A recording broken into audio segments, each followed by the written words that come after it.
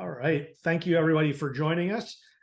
We're happy to have you here today, and we're going to be talking about PLM and Agile, and we're going to be doing it talking about a real case study with one of our customers. So my name's Chris Ruch. I'm the CEO of Agile Rising, and I'm joined here with Paul and Josh, who are going to be doing the main presentation today. And we always like to talk about and share our experiences here at Agile Rising, and it's always particularly special when we get to do that with one of our customers, sharing some real stories on real experiences. And with that, I'm going to turn it over to Paul Kaiser for you to introduce yourself and tell us a little bit more about Moog. Great. All right. Thanks very much, Chris, Julia, Josh, Russ. I appreciate it. Thanks for having me today. So my name is Paul Kaiser. I'm the PLM program director at Moog. I've been a consultant and a full-time employee at Moog, currently obviously a full-time employee. I joined in that capacity in spring of 21, and I was a consultant from around 2016 through 2018. So on and off about 7 years at Moog here. And we're also joined by Josh Kite, who's one of Agile Rising's senior transformation consultants, who's been working with Paul at Moog. Josh? Hi, everyone. My name is Josh Kite. Like Chris said, senior transformation consultant with Agile Rising. Been working with Paul and the folks at Moog for about 2 years now. So it's really kind of fun to be able to see where we are at this point in their progress versus where we were when we got started. Looking forward to telling you about it today. Paul, can you kick us off by kind of setting the stage and telling us a little bit more about Moog and what led you on this journey? Yeah, absolutely. For anybody that's not familiar with Moog, it was started in 1951 by Bill Moog and his brother for $3,000. And since then, we have grown to about $3 billion in 26 different countries with around 12,000 employees. So whenever I introduce Moog, I always like to tell this whole anecdote that I heard from our former CEO. And he put it like this. At Moog, we do incredible things. In 1969, we steered all 3 stages of the Apollo 11 rocket that put the first man on the moon. And today, right now, we are working on the systems that are going to put the first woman on the moon in the next few years. So across our company, every day, we have brilliant people working very hard and coming together to solve the most difficult challenges for our customers. So a truly incredible company. So we do more than people realize. At Moog, we support 4 broad industries: space and defense group, that is one operating group serving both space, of course, and defense. We have commercial and military aircraft support as well, and industrial products. So our space and defense group develops and delivers orbital maneuvering vehicles and missile steering systems, weaponization of air, land, sea, like you can see here on the screen, power and data transmission, high performance motors. A fun fact on one of our little infographics is that Moog products have been to every planet in the solar system. With our aircraft group, we design, we manufacture, and we integrate flight control systems, world-class in that market, both military and commercial. If you flew in the last 30 years, we helped you arrive there safely. So every major airport in the world is filled with our products. An industrial group solved the world's motion control problems. This is a very big, very diverse group. A fun one is the Wimbledon retractable roof. That is something that we helped enable. We do work for Formula One, wind and power, autonomous robotics, you name it. So binding a lot of the data together at Moog, certainly with Space and Defense Group and our aircraft group, is our PLM department. We have been building and rolling out a new connected data foundation for Moog for certainly 2 of the 3 operating groups here. And by the end of the year, we'll have a totally new foundation in place. And that's enabling our digital thread and vision for model-based engineering. So a bit of history, just to kind of set the stage. I think Josh and I had to tell a story here. in 2017, we kicked off this new foundation. We've had PLM for quite some time, but we needed to modernize and had some objectives. And we defined a year's worth of requirements. And we started out with an iterative waterfall approach. And we planned out that first year. So you can see in this graphic there, we defined all those requirements and then started doing these loops, these plan, develop, and test, these do loops. And we went through that. We managed this entire first year with earned value management system. It was not my idea, but that was the trusted system. We're incredibly good at doing that with our traditional contracts for product development. So it was felt best to continue that with PLM. So we started down that road. We were highly successful by the metrics. We did very, very well and built a really good team. Moog is best in class with people and culture. We have an incredible team, built a really good rhythm. But we did find out about 11 months in that you could say some of the business dynamics had changed. There's another department that was helping us out with the security model, and their schedule had shifted. We weren't as closely connected as we could have been or should have been, and so we had a end of the year realization that we weren't actually ready to do some piloting when we thought we would be. So that's a classic case study on its own, from Agile versus waterfall. So differing priorities, budget, capacity, et cetera, with different departments. So the big picture is we had some mixed success. We had really good success here, but ultimately for one of our goals, you could say that was not successful. So we had a delay there. I'm sure there's some people listening that are nodding and have experienced this on their own. PLM is a hugely valuable but never easy endeavor. So in some respects, we were successful, and in other areas, we knew we had to do some improvements. So Moog has an outstanding culture, as I mentioned. It's really one of our greatest assets, but we're best in class, I think, with continuous improvement. And we defined it at the end of the year as a case for change and defined some objectives for that continuous improvement. So 2018, we thought, we have to learn to fail fast. And that became a term and kind of like a mantra around the halls with the program anyway.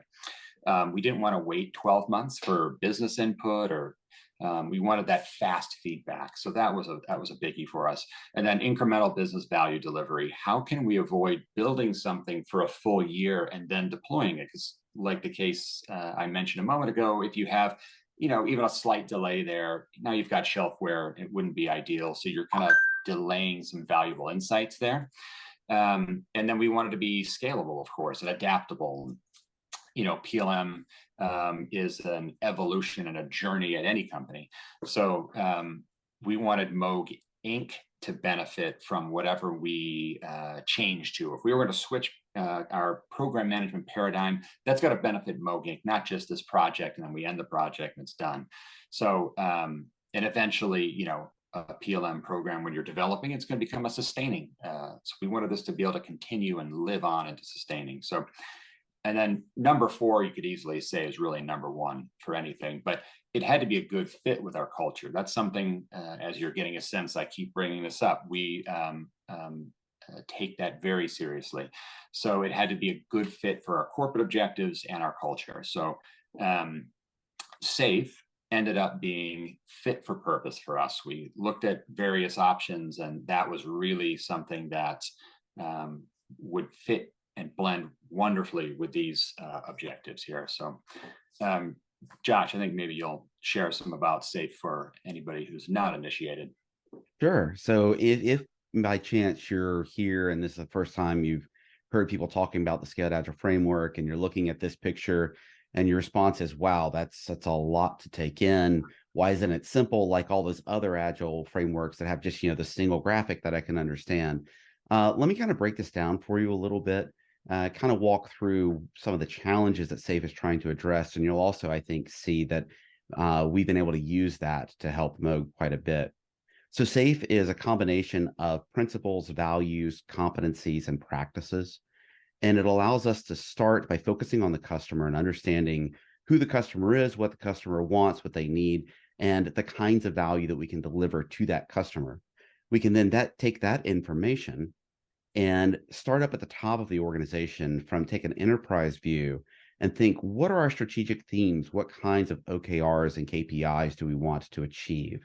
And based off of that, that guides our budgeting approach. And so SAFE has some guidance on how to build budgets and to move away from traditional project budgeting or to work within, say, program level budgeting, but to use those funds to fund long-lived agile teams.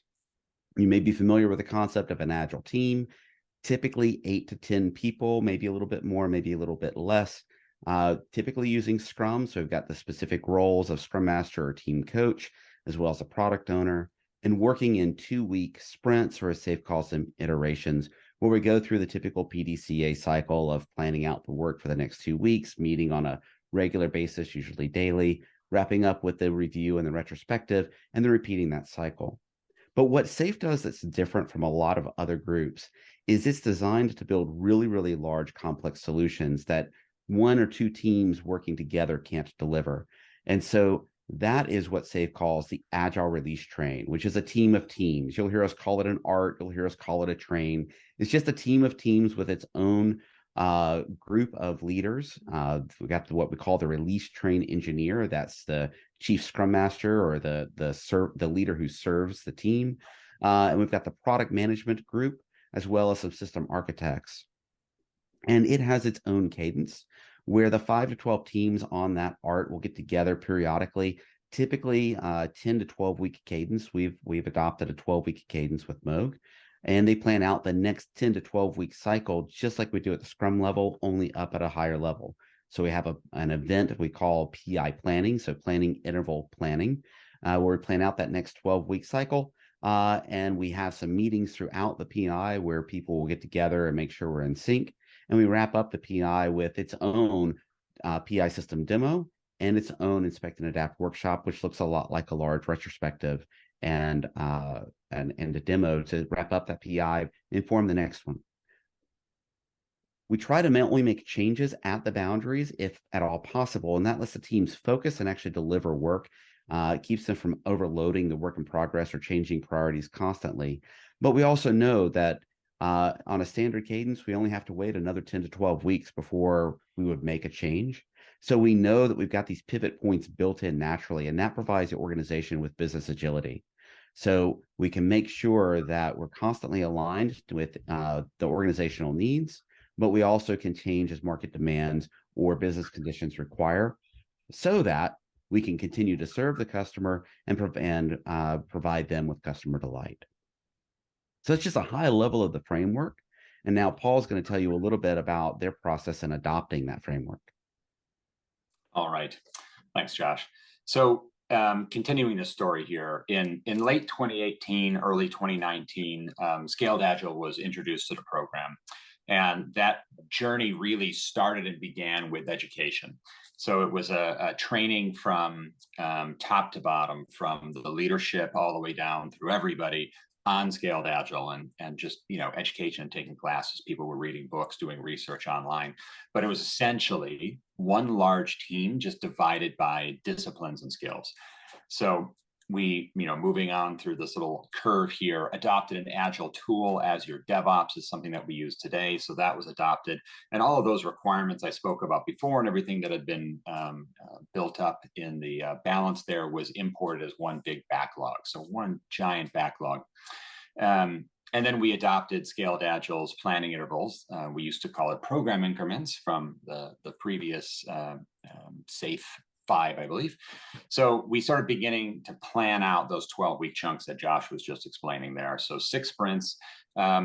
We struggled with the details. It's very new. It's a totally different system. It was a different cadence and a different language for us. So struggled with the rigor there a bit.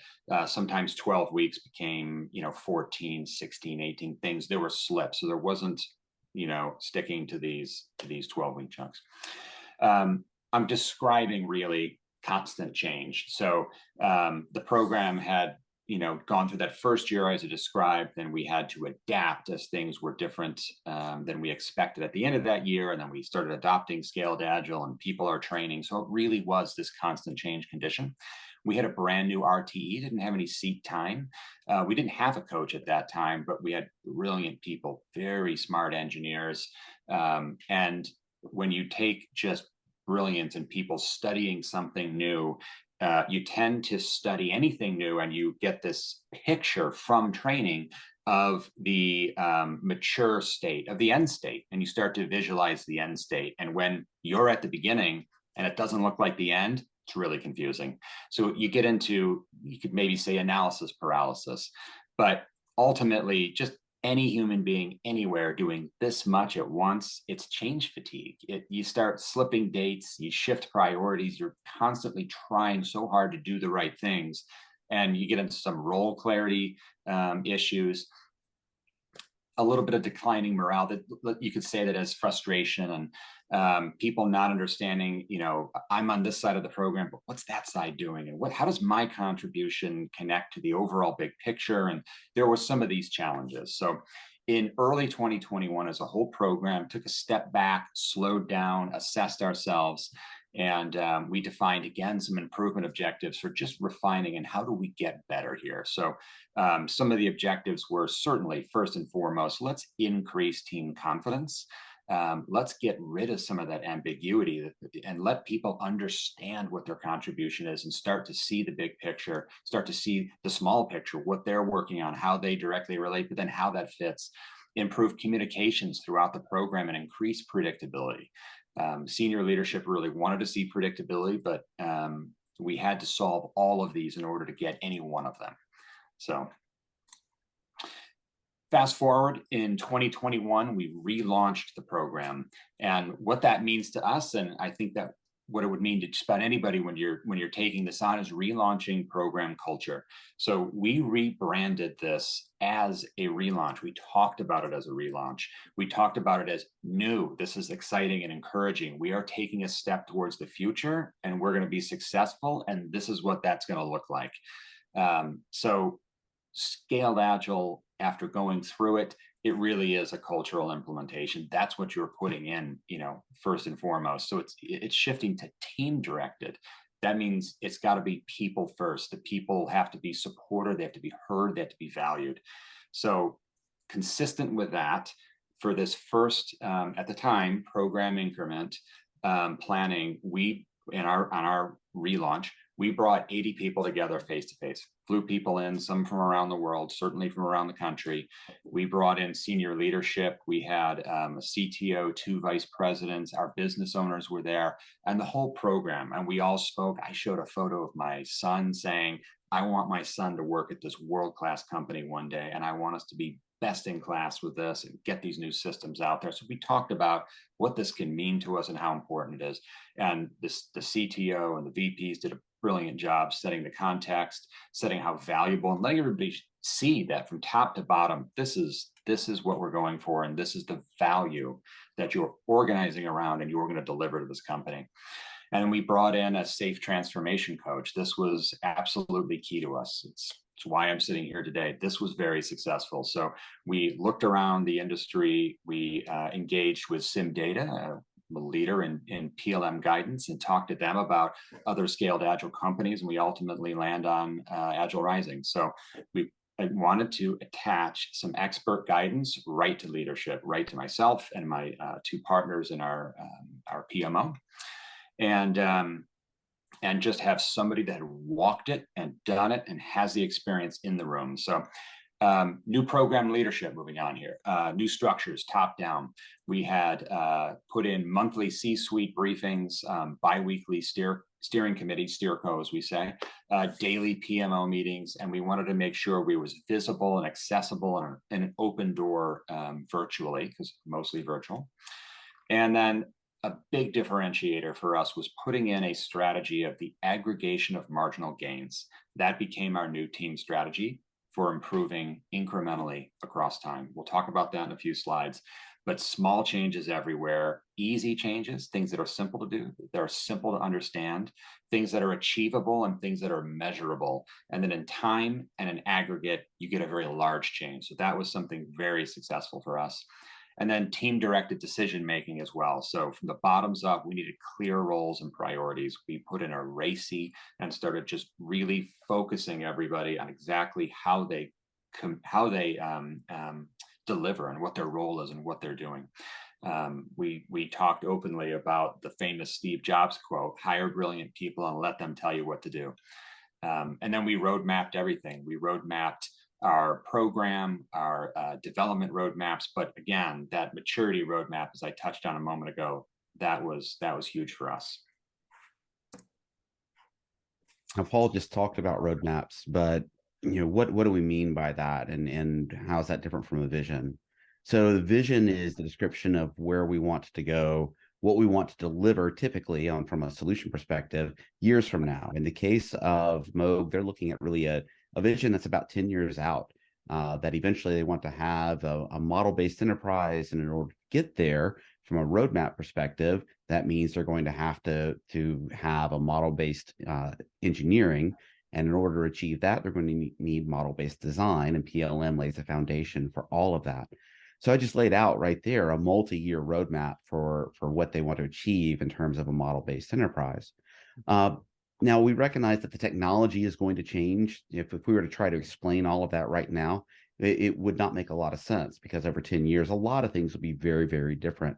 So we've got this sense of where we want to go, recognizing that we'll move throughout and won't be exactly like we want it to be. From a roadmap perspective, we can go all the way down to, what am I doing today? What am I doing for the next 2 weeks? What are we doing over the next 8 to 12 weeks at that PI level? And then what are we going to do for the next 6 to 9 months? And so we plan this stuff out. We know that we might tweak it a little bit. We know some things will take longer. Some things we might be able to get done a little bit shorter.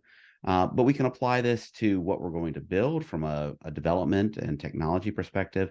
And really, really, really critical, as Paul just said, to apply this to a transformation. If we were to try to do everything and implement all of the concepts that we wanted to do all at once, it would probably be a disaster. So instead, we're going to try to take things over time and say, we're going to work on this part now, we'll layer this stuff on, and it allows it to be much more successful. So that team maturity roadmap, as I called it, and Josh's lead in here, that's really the strategy of aggregation of marginal gains. That's how we talked about it. But we implemented it here. This little icon on the top right of your screen there, that's the image that we use to define it. Use any image you want. That's not the important part. But having those small achievable goals, showing the team what they can achieve, what they need to focus on, and how narrow that is, and celebrate those successes. It's really similar to coaching a sports team or learning something, having a personal trainer. You've got to get core foundation elements down pat before you can build on that. So improving fundamentals. Transformation coach was huge for us. Josh was very prescriptive. I'll never forget at our first relaunch planning interval, Josh giving his little speech about how he'd be mad at them. Why don't you run through that real quick, Josh? Yeah, so what I said, I stood up in front of everyone and said, okay, here we go. I'm going to tell you exactly how to do things for a little while. And if I come back in 3 weeks and you're not doing exactly what I told you to do, I'm going to be really, really mad at you. But then if I come back 9 months from now and you're still doing it exactly the same way, I'm going to be mad at you. And here's what I meant by that. Obviously, I'm not going to be mad at anybody, but the point is, if you ask me to come in here and help assess what you're doing and help you pick the right practices to implement, you don't know enough about them to start tweaking them right away. So let's follow some really clear guidelines, and I'm going to lay out some things for you to do right now. And it's going to feel like I'm micromanaging a little bit, but just do that for a bit. Learn it the right way first. And then over time, once it makes sense to you and you've kind of got that down, please then take over. Please start to make changes as it makes sense for your organization, because I don't know everything about your context, but you don't want to start to do that at front. And what we saw before I got there was people were trying to figure out things that they should do and tweak the process before they knew the process. And they kept trying to perfect it. And that led to that analysis paralysis that Paul described. So I came in and just cleared some of that analysis paralysis, said, go do this. It'll be good enough for now. And then you can tweak it later. And that seems to unstick a lot of things. Yeah, that was very, very effective for us. Having a veteran in the space in the room amongst veterans in their space, I think, is the key secret sauce there. But this middle box here, predictability, metrics, it's just measure what you need to improve, right? What gets measured gets improved. So starting to be able to show back to the program, here's where you're at and here's where you're measuring. And an important element of that is why. I'm not measuring for performance reviews. I'm not measuring for an individual. We're measuring for teams and the art. And we're in a learning and an improvement, a continual improvement phase. Managers separately work with their direct reports. This has nothing to do with that. This is just about an effective art and an effective teams. So acceleration, that's natural byproduct as you climb this little ladder here. But focusing on consistency, working on role refinement, and just getting better at our fundamentals so we can start to pick up some momentum and accelerate. But in short, I think high level, this is orienting the team in time, saying the maturity you studied, that's way out here. You are back here. So at this moment in time, this is your orientation. You're focused on that, leading them proactively through a maturity gain. And then just through that process, building the momentum and the capacity, excuse me. So this is another one. This was a biggie to me as somebody that has decades in waterfall, that transitioned, worked a few years in iterative waterfall, and then truly into scaled agile. PIs are a game changer for program management, just period. Pausing to reflect, I say it as a true lessons learned. Traditionally, when you're leading a program, following PMI standards and the traditional paradigm, you're supposed to document lessons learned throughout, but then you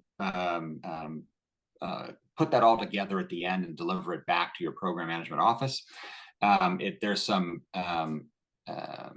mythical book that contains all of these you're supposed to bring out at the next program. I never see that well done. With Scaled Agile and with Agile in general, like pausing to reflect, you get collective input on efficiency gains just for the past 12 weeks. It's right fresh in everyone's mind, and it's actually effective. And then taking this 30,000 foot program view, it's easy to lose sight of progress, and to be able to reorient everybody to, okay, here's what you're doing well today. Here's the metrics today. Here's where you're at. Here's how far you've come. Look back at where you were, 12 weeks ago. We still do that today. And it's very helpful, I think, for everybody just to step back, come high level, and take a look in. It really helps us reset and take back off again. And then fine-tuning morale. When you never stop and it's a continuous pace without a pause, certainly you can do that, but it just feels a little bit more disruptive. This one, as a realization for me personally, I put this quote at the top: in leadership, you're always looking for those organic teachable moments. If you see something going wrong and something happens in leadership, you almost get an excitement like, okay, we can learn from that. I need to make a point to have a conversation with a team or the whole art or an individual about this. When you pause and reflect and everyone engages and is talking openly about pluses and minuses, it's natural. You can have open dialogue in a safe and candid sense. So that continual improvement, when you're new, it can be difficult. This makes it so much easier, those organic moments. So it's a gift for morale and for trust relationships. So we host team building exercises whenever we bring people together face to face. We try and do something. We engage our HR, we engage external sources, and have a team building exercise that just fits really well in with the whole ritual, let's say.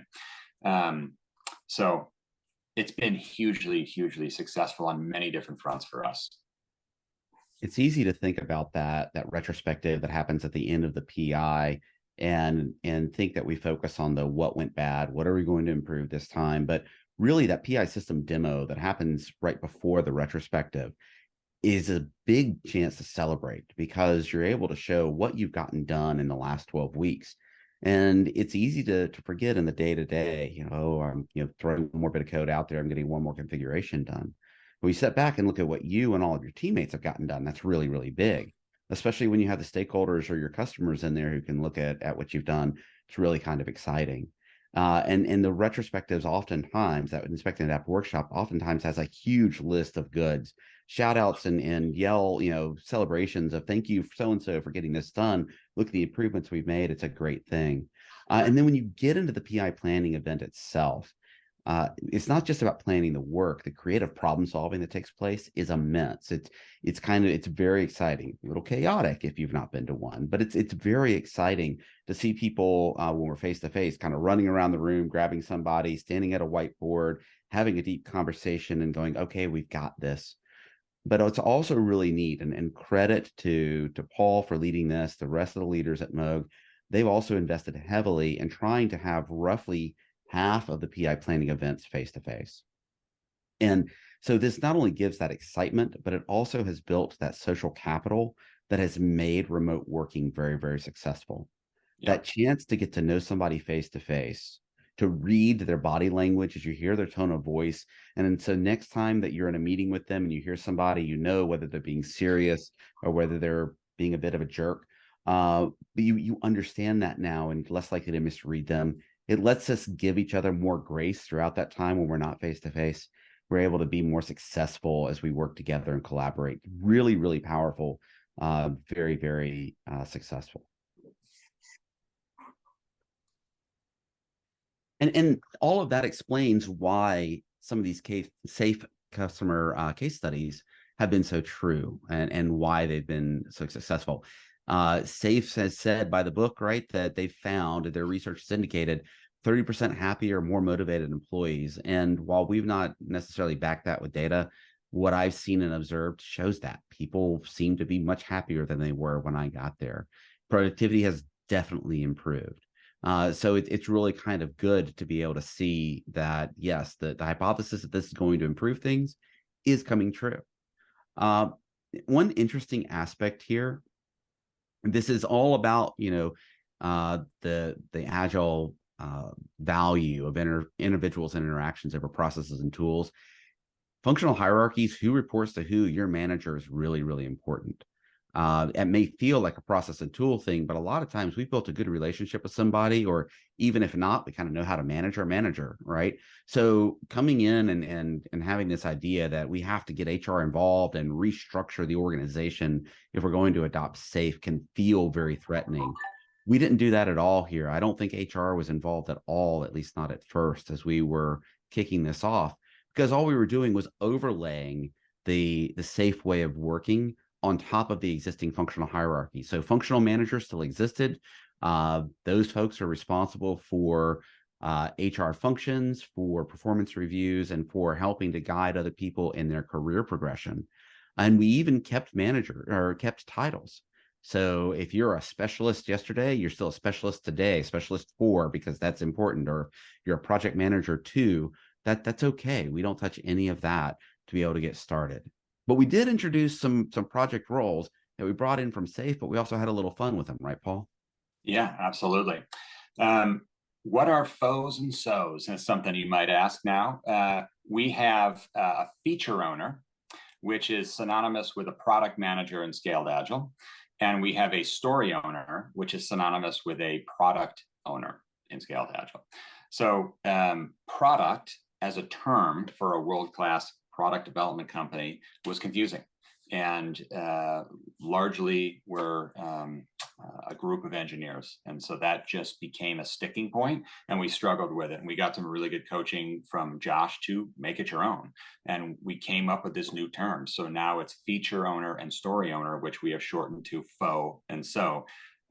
So we get to have FOSO syncs today, and it's fun for everybody, but it's been, that little change has absolutely stuck with us, and people try and read some of the updates or take updated training, as we always do with Scaled Agile, and they have to kind of now their mind is trying to shift back to, wait a minute, product owner, product manager, because we're so just embedded with our own faux and so terms. So, all right. One of the very important project roles or program roles is that of the release train engineer. I mentioned this earlier. Very, very important role. This is the leader who serves the art, sort of kind of just make sure everything is moving forward and progressing. Paul, why don't you tell us a little bit? You've got a great RTE. We do. Yeah, we have one of the best.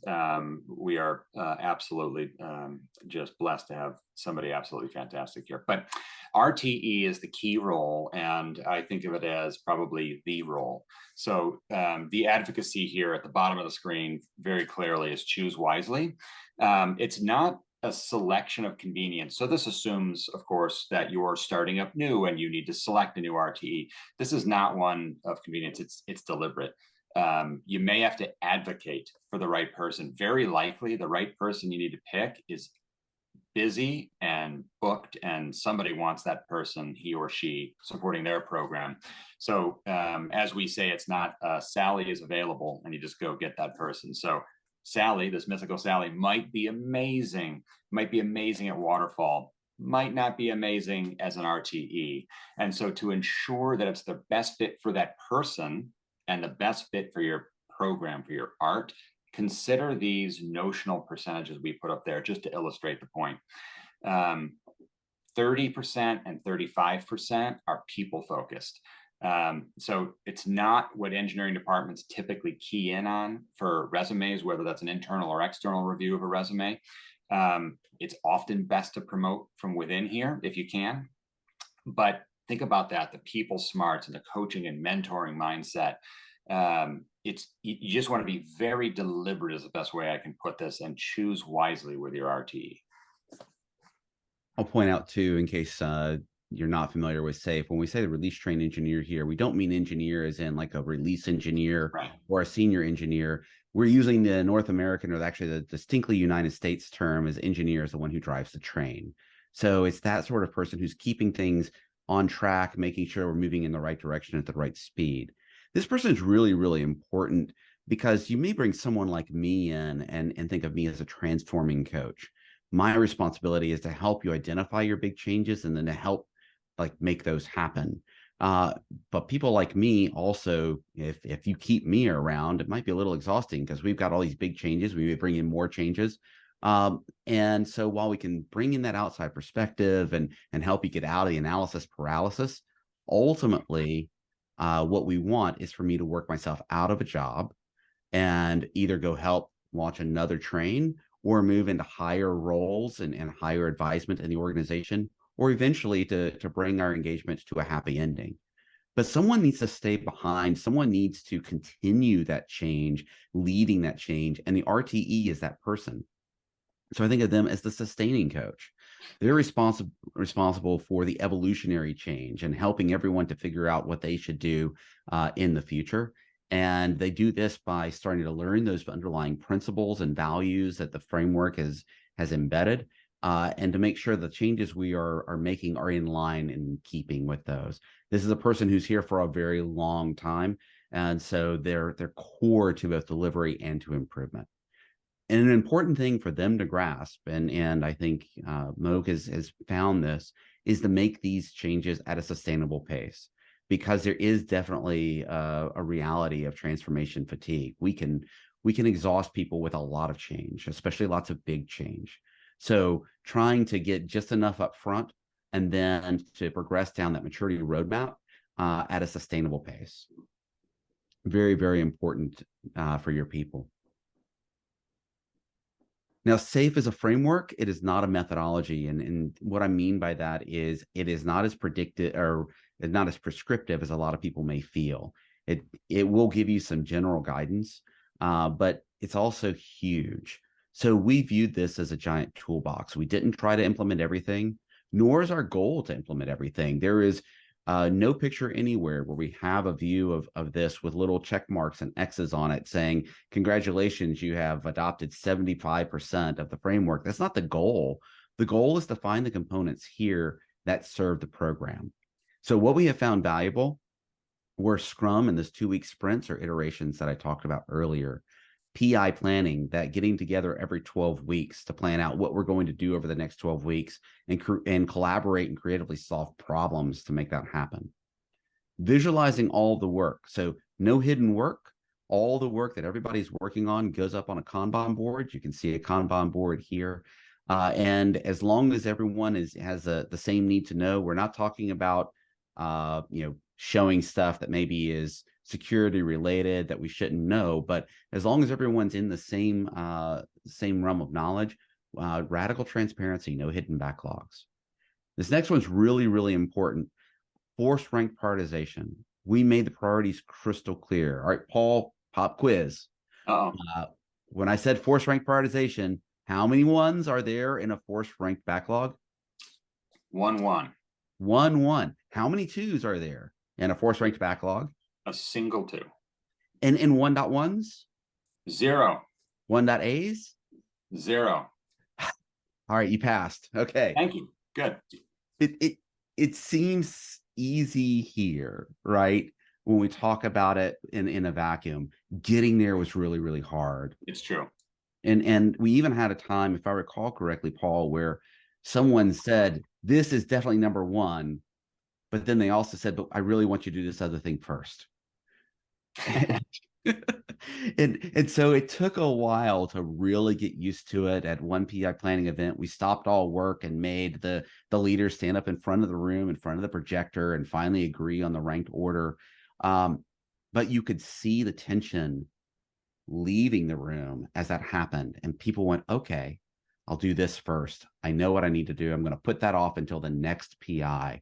It really, really helped everyone relax.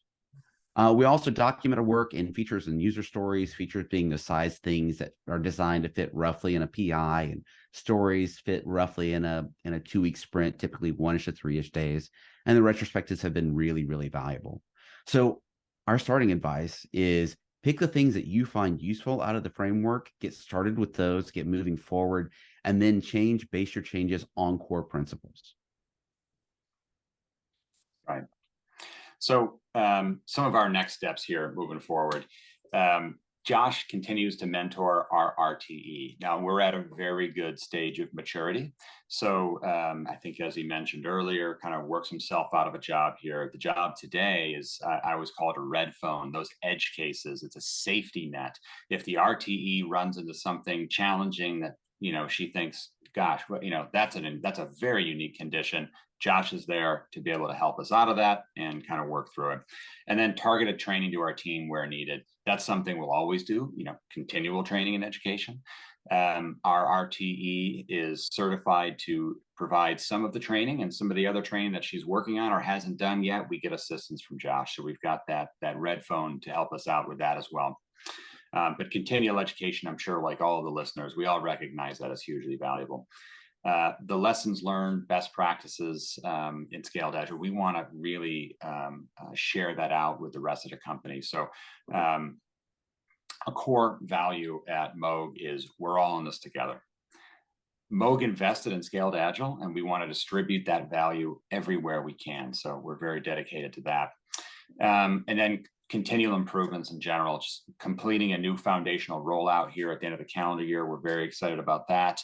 And now we're deploying new functionality and capabilities on top. So we rolled out a new platform, deploying now on top of that. So building longer range roadmaps is something we're very focused on, laying a foundation for automations now into the future.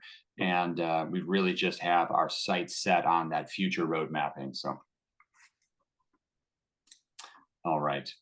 So I won't read off the slide. My own version of summary here is, I imagine if you're watching this webinar, you're probably planning to adopt Scaled Agile. If that's in your future, just think about people and culture first. Choose the right people and then support that team. Give them objectives, give them priorities, and then move out of the way.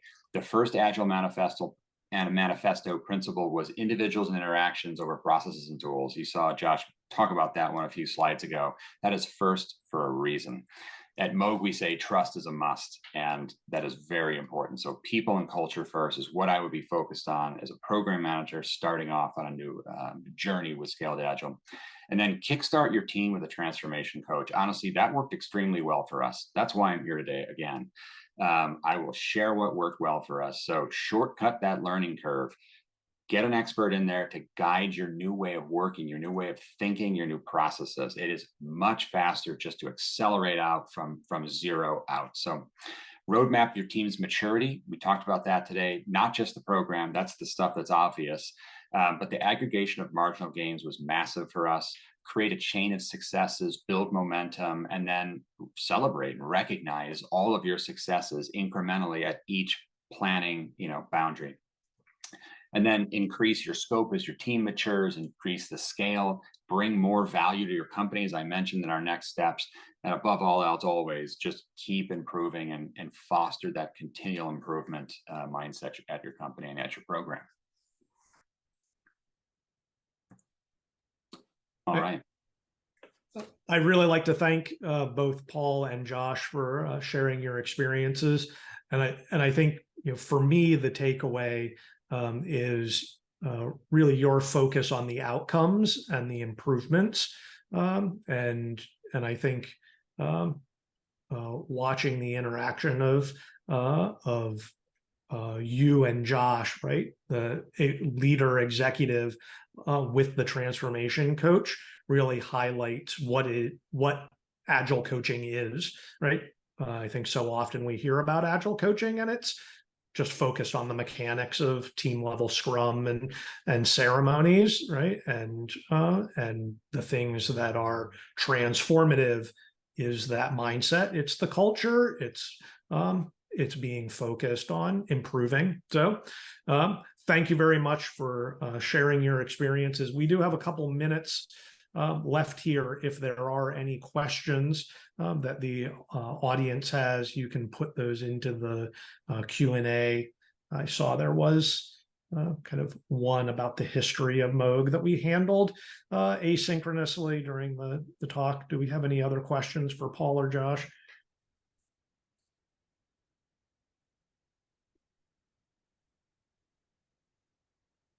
Right. If there are no questions, then I'm going to thank both of you and thank all of you for joining us for this webinar, and have a great rest of the day. All right. Thank you all. Thank you, everyone. Have a great day.